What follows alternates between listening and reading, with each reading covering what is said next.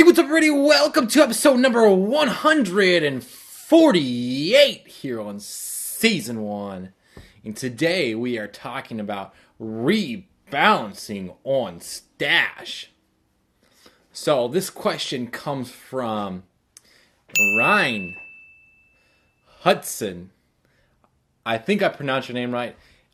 I literally went to a video or searched name pronunciation, typed your name in, and pulled up this YouTube video. I'll just link it up. Ryne. Anyways, so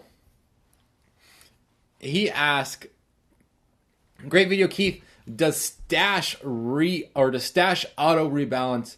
Your advice to the sell method has me thinking two options. One, to conserve, in parentheses, the money in a bond saturated ETF, or two, a manual rebalance, in this case to take the $6 in your example and reinvest it into the underperforming ETF selection. So to give you guys a little bit more context, this came from my video, When Do I Sell on Stash?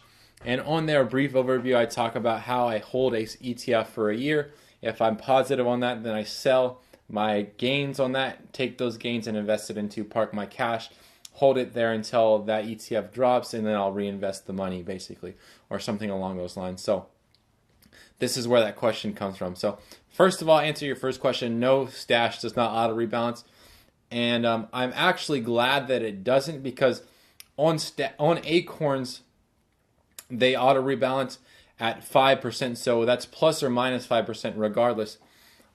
Where on Stash, I'm glad that it's left alone, because I want to hold each one of my stocks for at least a year, so I'm paying a long-term investment tax and not the short-term tax, which basically is a lower percentage. And so that's why I hold them for a year at least. Where on Acorns, they don't care. All it is a fluctuation in the market. So you could literally buy a stock or invest into Acorns, and then a week it goes up 5%. Boom, they sell you're paying a higher tax bracket.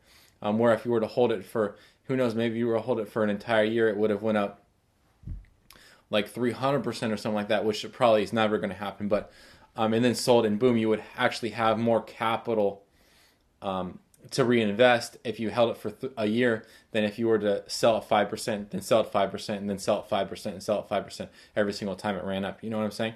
So that's why I like that Stash doesn't actually rebalance. And then, so yeah, next question, kind of, boom. So yeah, you got the idea. Both methods are basically correct. So the first method, to dive in that a little bit, my ultimate goal is basically to have a nice stream of income from my bonds. That way I don't have to invest money from like my personal bank account.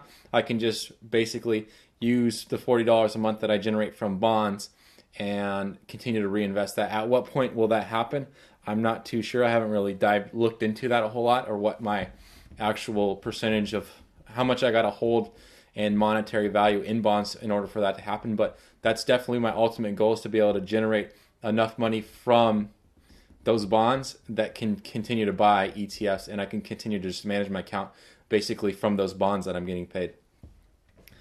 And also, bonds are safer in general, so it's kind of like a storehouse. And that was the second part of the question, was like, I'm using that ETF as like a manual.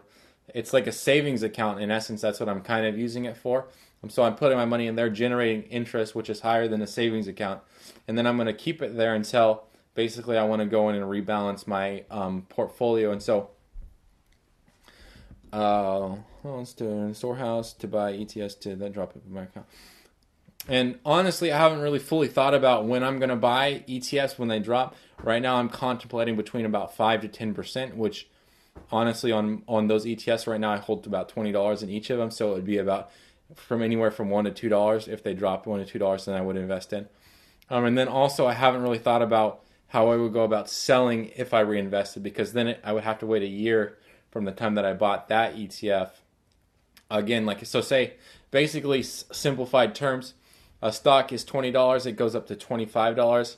I sell $5 worth, after a year I sell $5 worth of those, put it into my, park my cash and hold it there. If it was to drop $1 or whatever, I would take another dollar from park my cash and put it back in there and bring it back up to 20. Well, for that $1, I would have to wait a year for it to get back to there before I could sell that $1. But on that $20 originally invested, I would have to wait another entire year or whatever. So it's kind of confusing on how I'm going to really keep track of all that. And if I have a few different ideas on how I'm going to do that, but I'll cross that bridge once it starts getting a lot closer. Right now, most of my ETFs are up, so it's kind of like I'm not really too worried about it right now.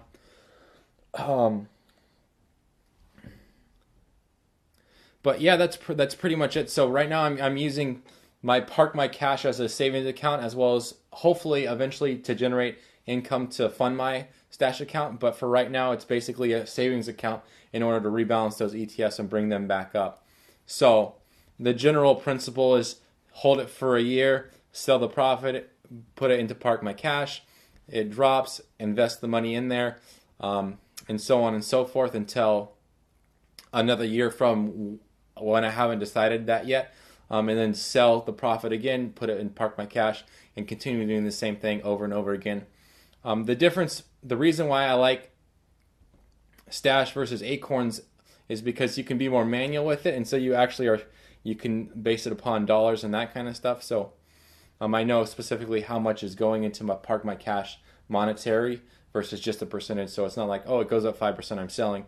It's like, okay, I made a profit, I'm selling, and then when it drops a certain amount of dollars, then I'll go and invest in. So I guess it's percentages versus dollars, which, I mean, it's all X's and O's anyways. Let's go ahead and dive into the question of the day. If you were given the chance to skydive, would you do it? And I wouldn't. I don't know. I just am super afraid of heights.